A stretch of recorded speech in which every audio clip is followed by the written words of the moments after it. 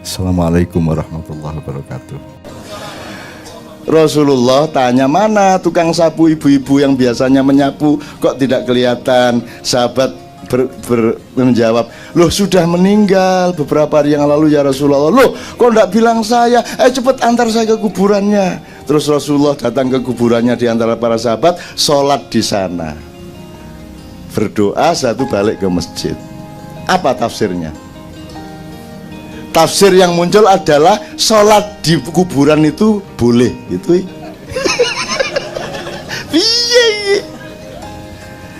Padahal yang nomor satu kan betapa penuh cintanya Rasulullah ini kepada orang kecil, kan begitu. Kok yang ditangkap aspek hukumnya? Dipikirnya semua Al-Quran itu hukum. Loh, kalau Anda tidak bisa membedakan bahasa hukum sama bahasa budaya sama bahasa sastra, bahasa politik, susah hidup ini. Banyak kalimat-kalimat Al-Quran kalau Anda taati benar, nanti diajak sama pendeta di Malaysia itu. Bagaimana nabinya saja tiap hari mengucapkan ihdinas siratal mustaqim, nabinya saja tidak tahu jalan yang lurus, apalagi umatnya. Kan gitu kan jari pendeta. Selamat gak Rene arek. Rene tak cengkewing tak taleni nih lho.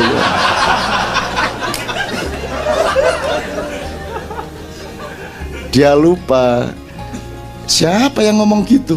Emang Rasulullah pernah punya ide untuk ihdinas siratal mustaqim? Itu kan Tuhan yang nyuruh kita, dan itu mestinya Tuhan. Jadi Tuhan tuh ingin ngasih tahu, kamu itu sehebat-hebat kamu, sudah jadi kiai, sudah jadi ustadz, sudah umroh 15 kali, sudah haji 5 kali, sudah sholat tahajud tiap malam, itu menurut Allah kamu tetap bisa tersesat ke suatu tempat, maka kamu tetap sehari 17 kali mengucapkan ihdinas siratal mustaqim, karena siang bisa jadi malaikat, sebentar kemudian bisa jadi setan. Hidup begitu dinamisnya, gitu loh. Tapi ya kalau dapat pendeta seperti itu kan nggak tega tuh, nggak tega.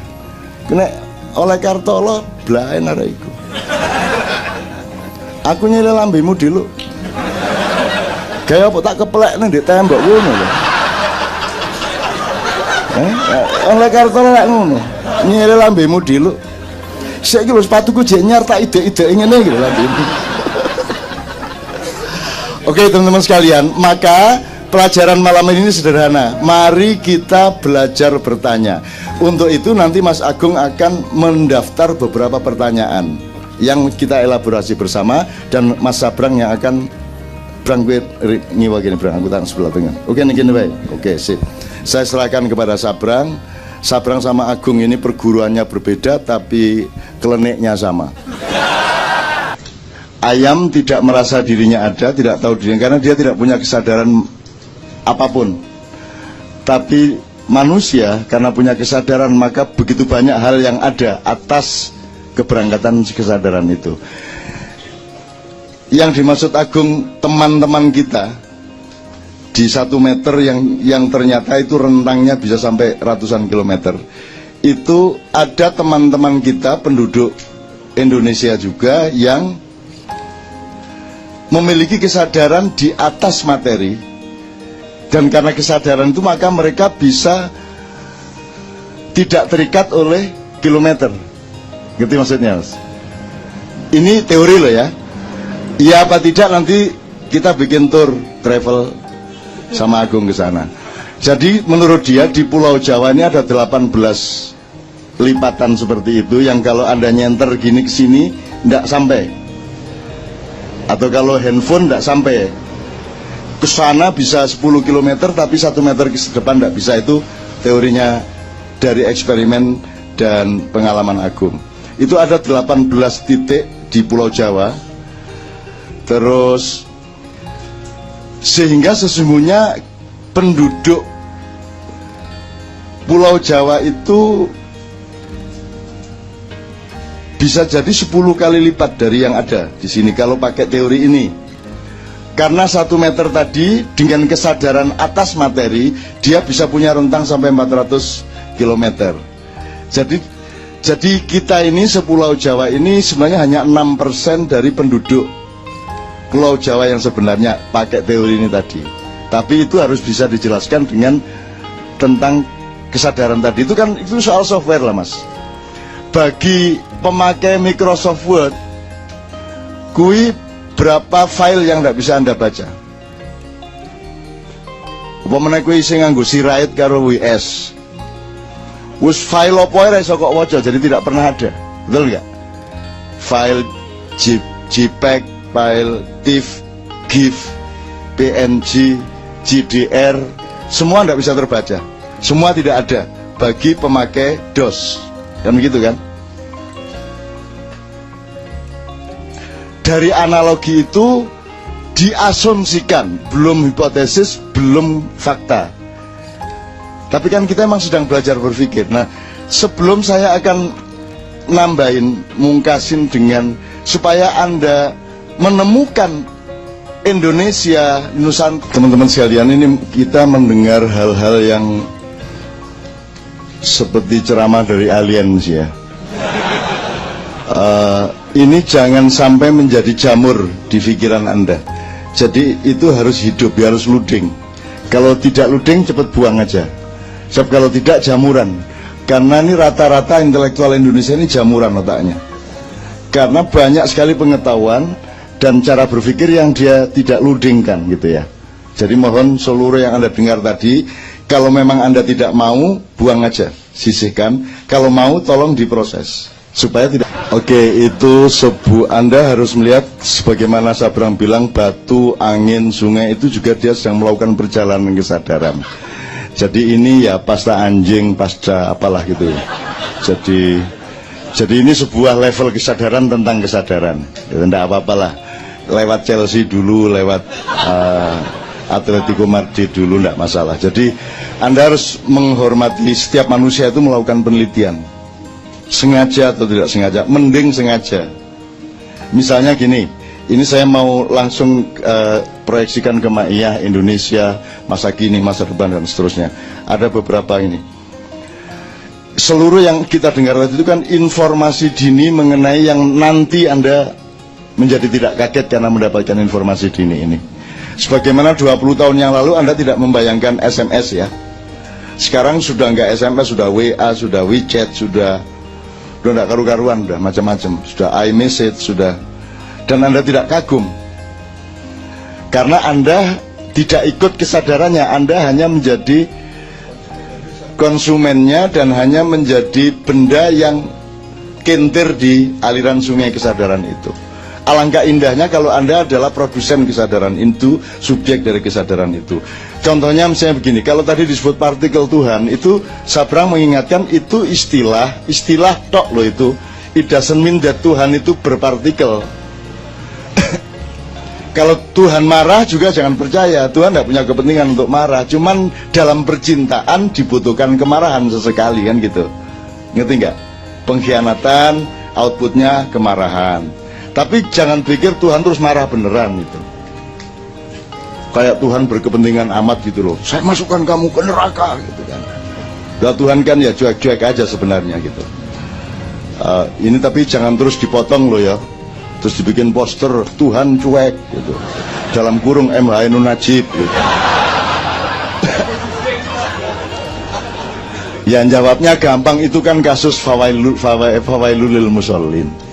Jadi zaman PKI dulu kan ayat yang dikutip fawailul musallin gitu kan. Celakalah orang-orang yang sholat titik, padahal koma gitu. Jadi saya sering dikutip komanya dijadikan titik. Ya serah apa-apa. Babi itu boleh dimakan kalau kan gitu. Ono kalau nih re, kalaunya ini tidak diterusin, apa-apa lah wis.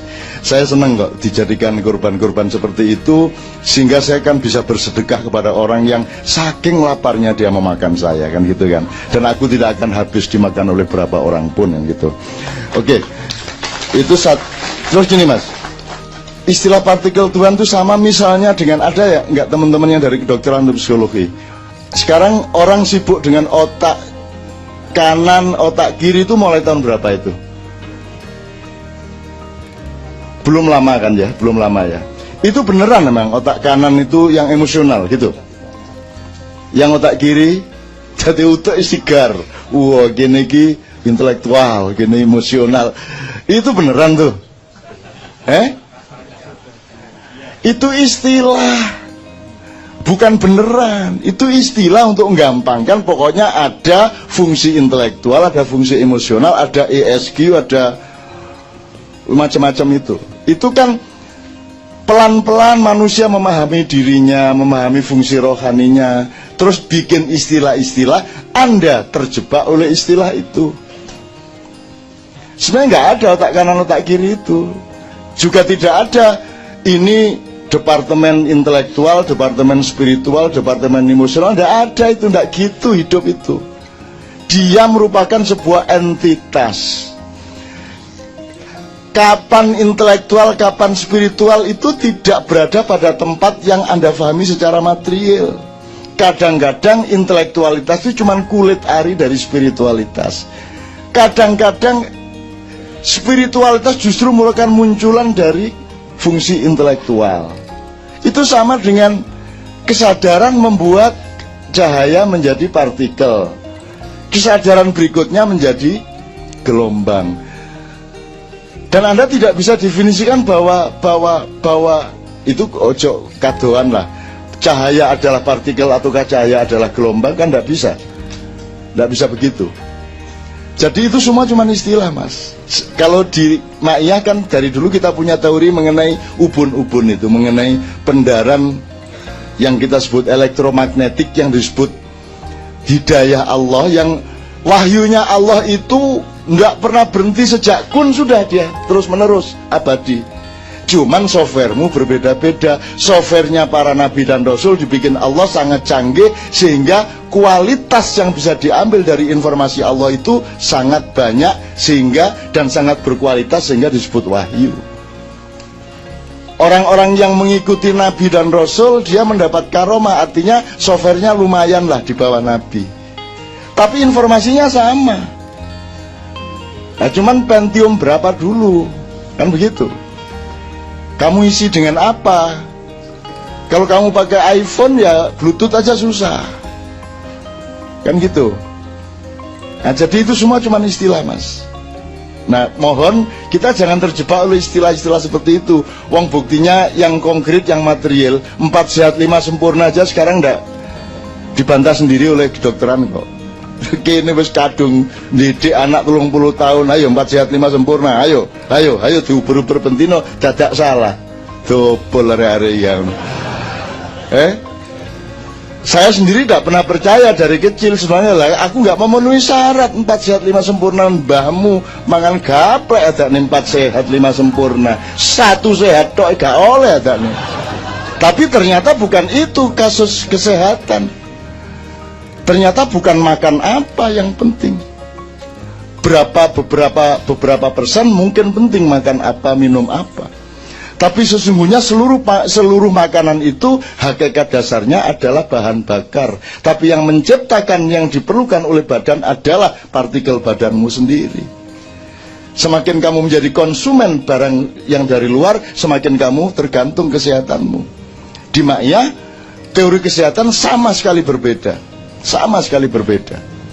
Misalnya kalau saya, sumber kesehatan nomor 1 adalah tidak berpikir curang. Berpikir jujur adalah landasan kesehatan nomor 1. Begitu kamu curang, sarafmu kacau. Seharusnya puzzlingnya begini, ini benturan. Akhirnya karena sarafnya, strukturnya kacau, perintahnya ke seluruh tubuh juga kacau. Maka terus sakit ginjal, sakit segala macam. Jadi bukan apakah engkau merokok atau tidak merokok, sehat itu nggak begitu itu. Jadi kalau ada larangan rokok, itu masalah politik dan dagang. Itu nggak ada hubungannya sama kesehatan. Ya, tapi jangan terus tepuk tangan karena yes aku tak ngerokok. Masalahnya adalah kamu menjadikan rokok sebagai anak buahmu, tepat apa tidak fungsinya. Kapan merokok, seberapa ngerokok, ngerokoknya apa, ketika apa kamu ngerokok, bersama dengan minum apa ketika kamu ngerokok, itu semua ada ukurannya. Kalau kamu jadikan dia anak buahmu, ya dia tidak akan membunuhmu. Loh, kalau mau dicari semua yang membunuhmu dilarang, ayo. Sate kambing membunuhmu, ya tak gak? Apalagi gula membunuhmu, jelas tuh banyak orang sakit gula. Knalpot motor nemen membunuhmu yuk. Motor mobil. Jadi saya kira lebih baik tidak usah ada kendaraan bermotor. Kalau memang rokok tidak boleh, gitu loh. Karena jauh lebih berbahaya. Ngene wis, kono ojo ngerokok tapi mangapo ngarepe knalpot. Ah, ini gitu. Loh kok mangap? Aku gak ngerokok kok, gak masalah. Saya nggak bela rokok loh mas. Sebab masalah rokok ini bukan rokok adalah sehat atau rokok adalah tidak sehat, bukan itu. Tapi bagaimana treatment kesadaranmu terhadap apapun, bukan hanya rokok. Kalau tidak ingin mati, gampang mas. Oh jauh urip. Dan Anda kalau tidak hidup, Anda bebas dari mati. Gitu loh mas. Saya nggak belain rokok. Cuman salah cara kita memandang rokok dan lain-lain itu salah. Gitu loh. Nah, sekarang misalnya begini. Misalnya pemilu. Rakyat tuh penting nggak sih dalam politik Indonesia? Penting nggak?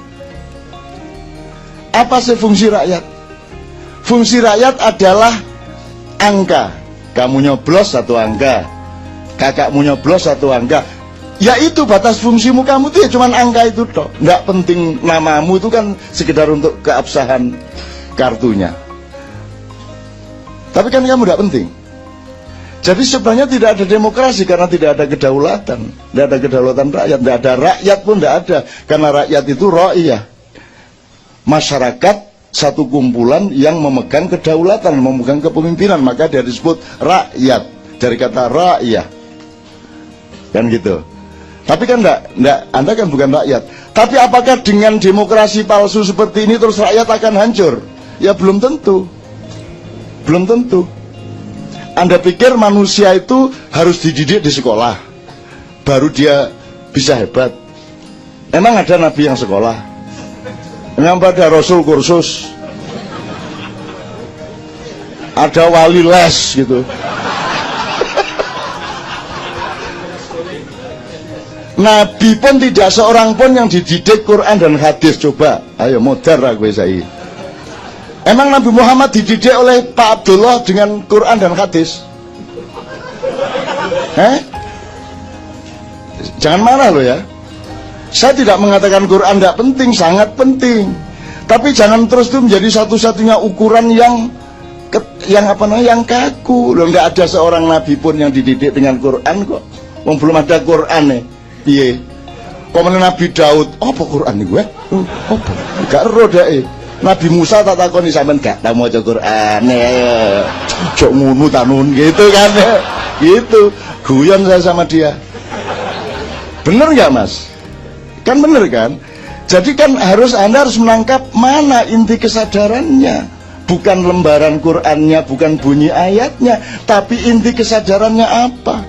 Karena ayat juga berlipat, berlapis-lapis. Ada ayat diskusi, ada ayat merayu, ada ayat memanggil, ada ayat menyapa, ada ayat memerintah. Masing-masing kesadarannya berbeda-beda. Ada ayat yang godain, ada yang ayat yang ancaman. Dadang peka cuma satu itu tok.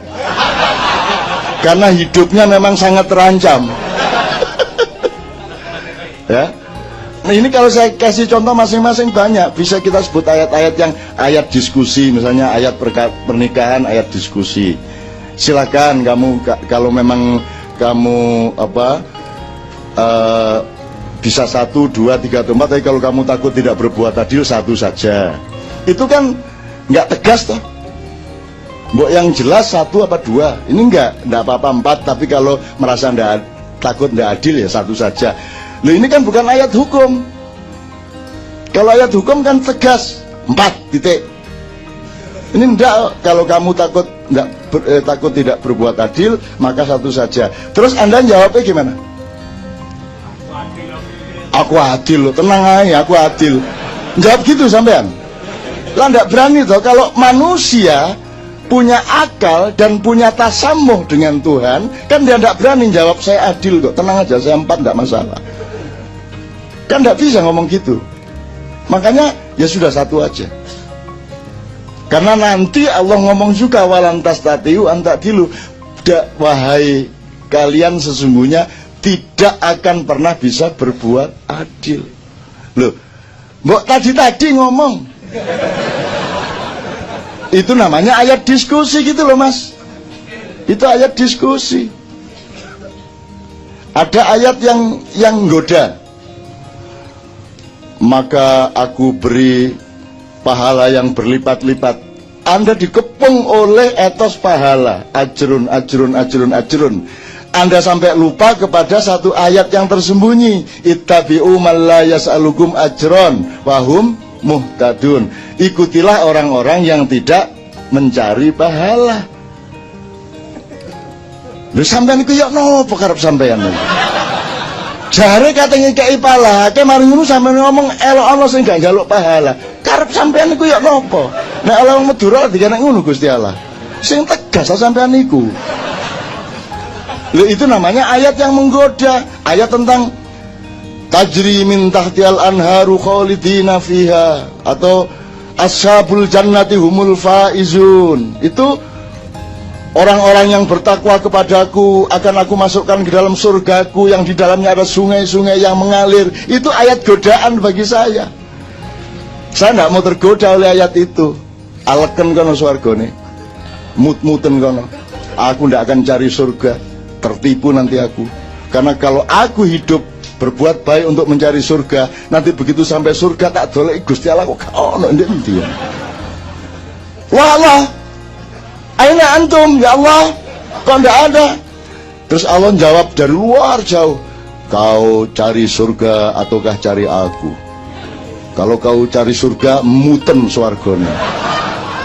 Oh no, maka aku tidak pernah cari surga, karena kalau cari surga dapat, tapi Allah belum tentu dapat. Tapi kalau aku cari Allah, pasti dapat Allah, pasti dapat surga. Terus disuruh kos di mana kalau tidak di surga?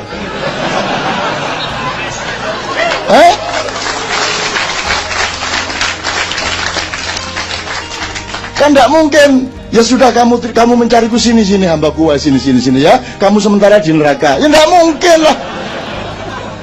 Jadi ngapain cari surga itu loh? Ngapain ulama-ulama itu ngiming-ngimingi surga neraka? Ngapain repot nambah-nambahi file?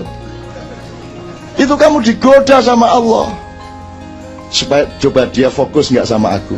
Kan gitu kan? Coba itu kayak wanita yang pakai make up. Kan gitu kan? Akhirnya laki-laki terpesona kepada make upnya, lupa kepada intinya. Kan begitu. Jelas ya Mas ya? Loh, ini menurut Anda ini tauhid bukan ini? Kalau tauhid itu benar-benar kepada Allah, dan Anda percaya Allah itu ndak usah kamu minta. Kalau kamu fokus kepada Dia, ojo meneh swarga. Semua dikasih ke kamu. Nggak usah kamu minta. Gila apa? Nggak dikasih surga? Pasti dikasih lah. Kamu ngapain cari surga itu loh? Ngapain? Heran saya.